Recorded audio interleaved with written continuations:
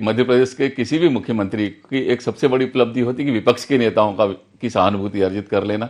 कुछ दिन पहले जीतू पटवारी जी ने दिखाई कि शिवराज जी कैसे उनको हिलाने का प्रयास कर रहे हैं विपक्ष। तो वो चीजें अपनी जगह है, राजनीतिक उपलब्धियां हो सकती हैं वो, लेकिन समीक्षाओं की पहले व्यवस्था होती थी। आप ये समीक्षा कर रहे हैं तो उसका फीडबैक कहां से ले रहे हैं, किस विभाग में क्या गलतियां हैं, उसका फीडबैक आपके पास कहां से आ रहा है।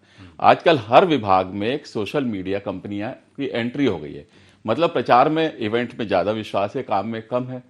तो हम वो जो जमीनी काम है उसका फीडबैक किससे ले रहे हैं। आप एग्रीकल्चर में देखिए, आज ही अखबार में हमने पढ़ा और मैं तो आपके चैनल पे 2 बार बोल चुका भावांतर में कि वहां सरकार समर्थन मूल्य बढ़ा रही है लेकिन मदद को कम कर रही है। तो मोहन यादव जी को विरासत में जो आर्थिक परेशानियां मिली हैं वो बहुत उनके साथ दिक्कतें पैदा कर रही हैं। अभी उन्होंने पहले ही बताया था 2 बार प्राइवेट बैंकों से लोन के लिए टेंडर निकाले थे मंडी बोर्ड ने।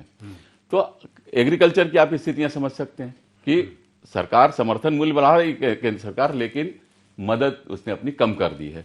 इधर पुराने जो पिछली सरकार उमा भारती जी ने फीडबैक दिया था, आप अभी कुछ दिन पहले दिन का बयान सोशल मीडिया पे चल रहा था कि भाई 4,64,000 करोड़ का कर्ज है प्रदेश पे। अब आप यदि सड़कों का विकास मान लें तो उस कर्ज का गणित लगा लें और जो सड़कें बनी उसका हिसाब लगाकर देख लीजिए क्या है। तो ये उनके अंदर से भी समीक्षाएं आ रही हैं। पर मैं ये समझ सकता हूं कि ये जो विरासत में कर्ज और जिम्मेदारियां जो शिवराज सरकार मोहन यादव जी को सौंप के गई है तो उसके कारण वो दिक्कत में हैं।